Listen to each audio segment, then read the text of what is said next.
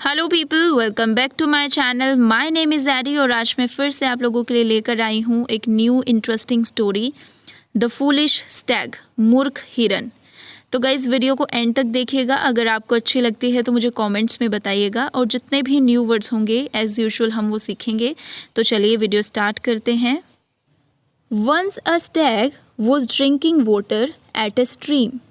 Once a stag, once का मतलब होता है एक बार, स्टैग, स्टैग का मतलब होता है हिरन।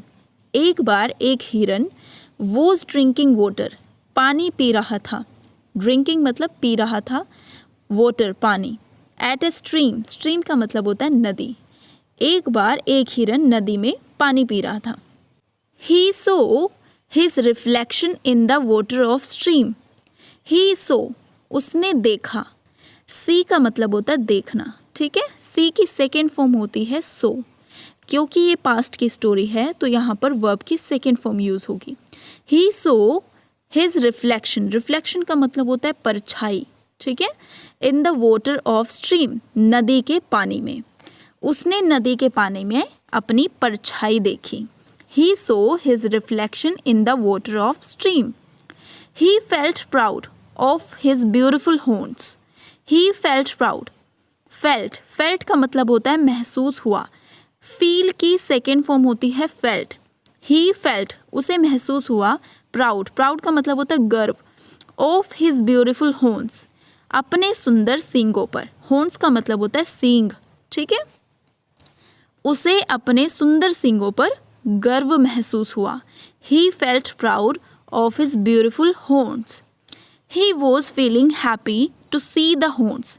ही वॉज फीलिंग, फीलिंग का मतलब होता है महसूस करना, ठीक है। हैप्पी, खुश। टू सी द हॉर्न्स, अपने सींगों को देखकर वह खुश महसूस कर रहा था, ठीक है। एट द सेम टाइम, उसी समय या फिर उसी दौरान, एट द सेम टाइम, उसी दौरान।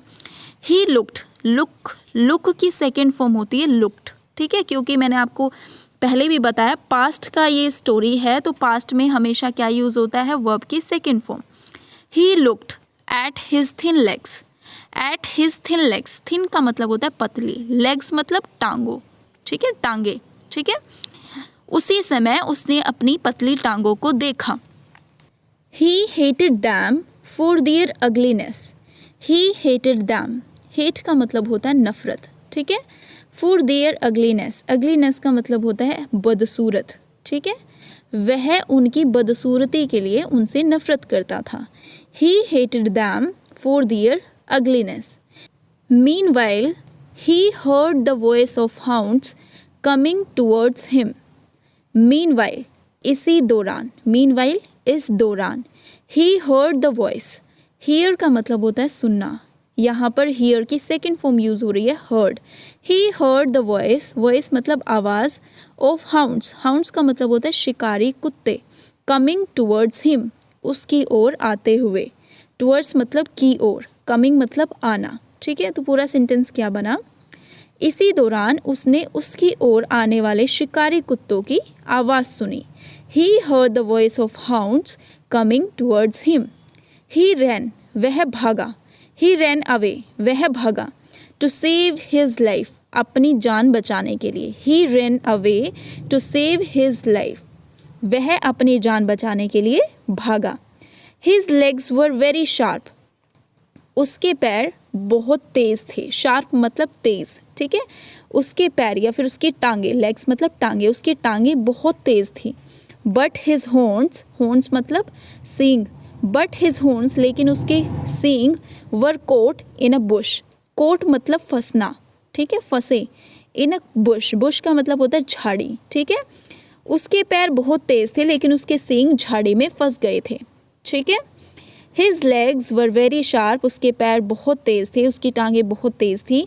But his horns were caught in a bush, लेकिन उसके सींग झाड़ी में फंस गए थे। He tried hard to free itself, but in vain. He tried hard, try hard मतलब बहुत कोशिश की। To free, free मतलब मुक्त करने की। Itself, itself मतलब खुद को। उसने खुद को मुक्त करने की, फ्री करने की बहुत कोशिश की।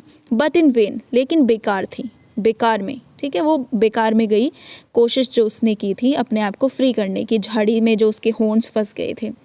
The hounds come up to him, शिकारी कुत्ते उसके पास आते हैं, कम अप टू हिम उसके पास आते हैं। दे कोट द स्टैग, शिकारी कुत्ते उसके पास आते हैं, उन्होंने हिरन को पकड़ा। दे कोट द स्टैग, उन्होंने हिरन को पकड़ा। And tone him two pieces, और उसको फाड़ दिया। टोन टू पीसेस, फाड़ देना, और उन्होंने हिरन को फाड़ दिया।